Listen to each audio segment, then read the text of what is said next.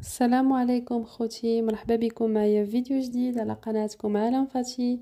ما تنسونيش من اللايكات والتعليقات بخصوص موضوع الساعة بمناسبة عاشوراء.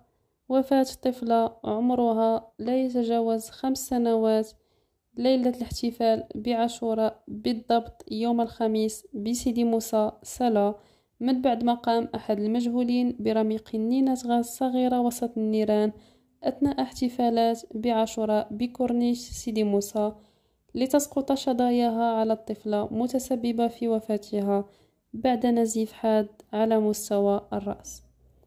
إنا لله وإنا إليه راجعون، والله يصبر العائلة ديالها.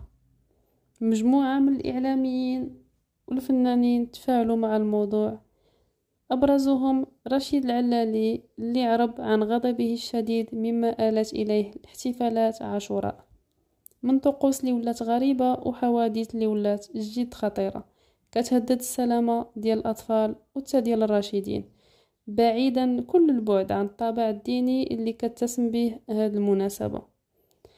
العلالي في تدوينة عبر حسابه الشخصي على انستغرام طرق فيها لهذا الموضوع، خاصة وأن الفتاة لا تتجاوز 5 سنوات لقيت حتفها كما قلت لكم يوم الخميس المنصرم، من بعد ما قام شاب من المهاجرين غير شرعيين بإلقاء بوطة قنينة غاز صغيرة وسط الشعالة.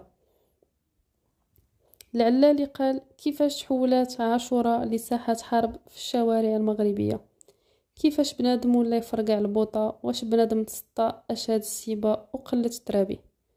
وكذلك أضاف كيفاش بنت صغيرة كتموت بسبب هاد البسالة الخاوية، ماشي حرام. كنطلب من السلطات التدخل لمنع هاد الاحتفالات في الشوارع بمختلف الأشكال ديالها، وبركة غير الطقوس ديال الشعوذة اللي ميعات هاد الذكرى.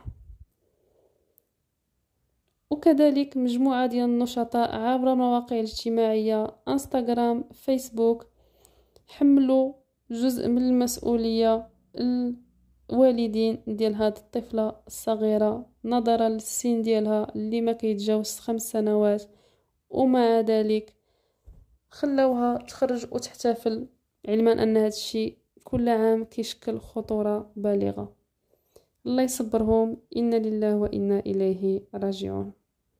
كنشكركم على متابعة الفيديو، مع السلامة.